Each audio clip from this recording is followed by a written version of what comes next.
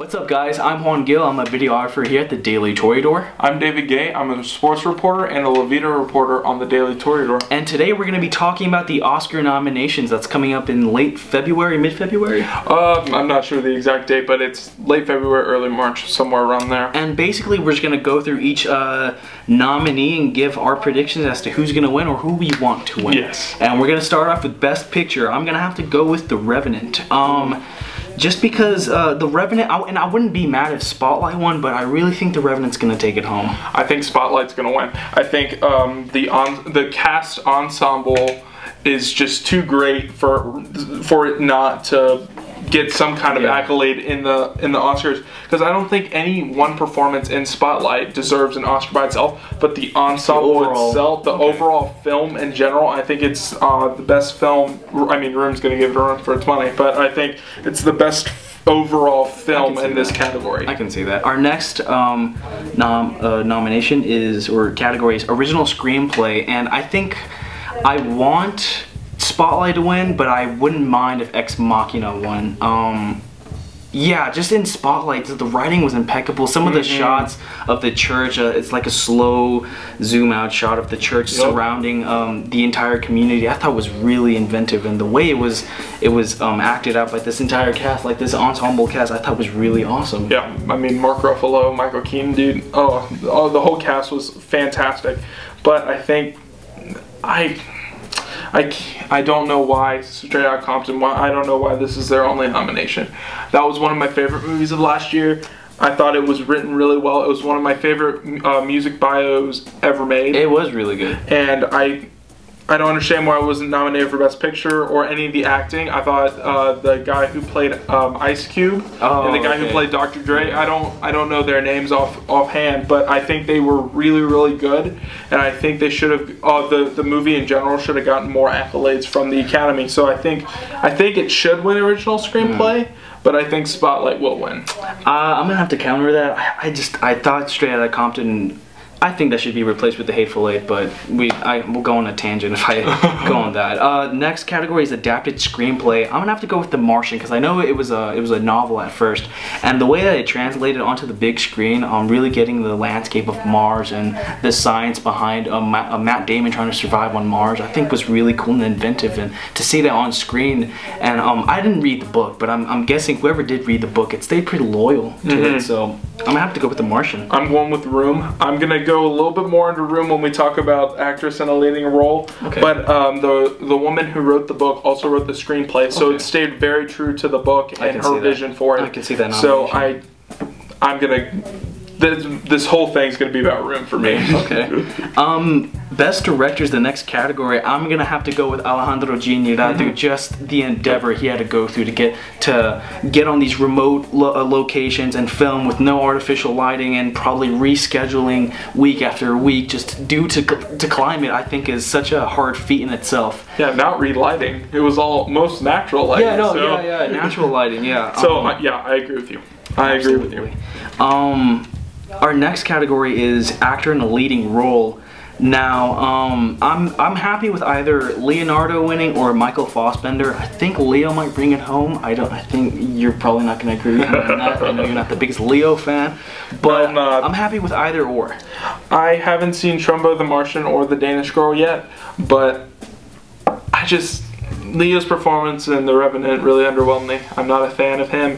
And same with Michael Fassbender. I like Michael Fassbender as an actor, but Steve Jobs as a whole underwhelmed me. I thought it was going to be such a fantastic movie with Danny Boyle and Aaron Sorkin. I'm a huge Aaron Sorkin fan. You were going in with the Social Network mentality. Social Network, West Wing, all that jazz, and just it underwhelmed me. The structure of the film underwhelmed me, and just the acting was good for what they got. So I think Fassbender did a great job, but we'll see when it comes around. Next category is cinematography. I think The Revenant's gonna take it home. Wow, that is the most beautiful film of 2015, hands down. But I would also be happy if Sicario won. I think Sicario should win, just because of the aerial shots of them in El Paso going into Juarez in the helicopter.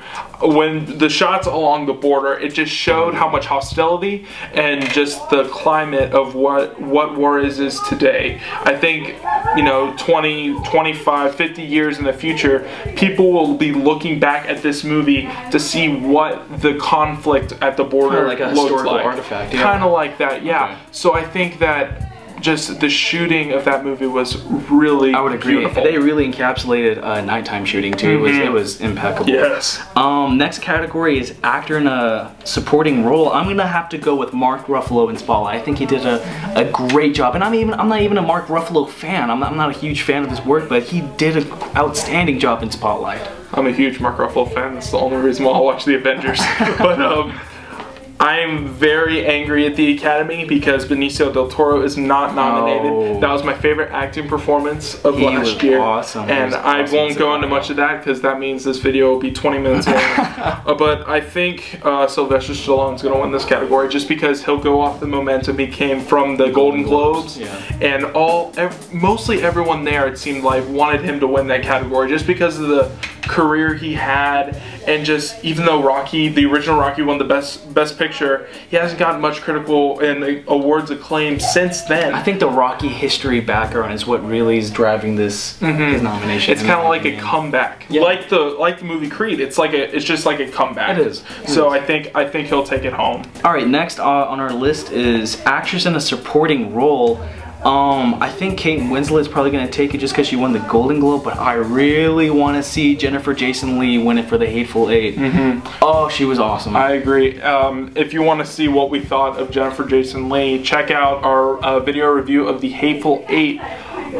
We went on like a 5-minute rant on just how great she was. Awesome. She was disturbing. She went all out for this role. She did. Tarantino really created this sadistic character that was just so much fun to watch on screen. But best part of the movie by far. I would say so. By far.